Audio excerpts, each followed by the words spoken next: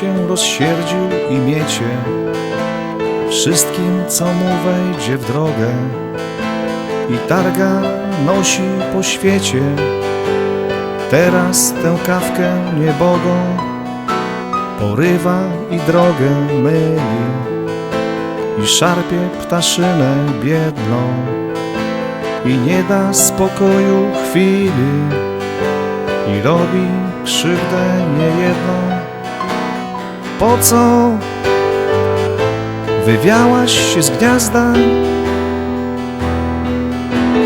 Dokąd myśl kawcza prowadzi? I po co ci taka jazda? Nic mu nie możesz poradzić.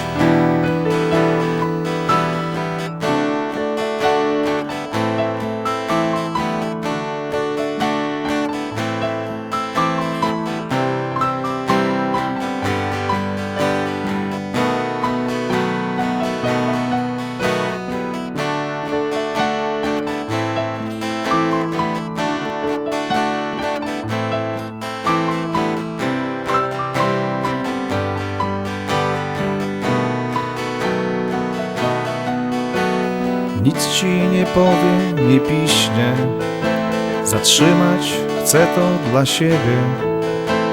Po co wiatr tak na nią ciśnie? Po co się włóczy po niebie? My także, ja i te ptaki, też wędrujemy po świecie. Niebieskie przed nami szlaki, wiatr nami szarpie i miecie. Po co wywiałaś się z gniazda?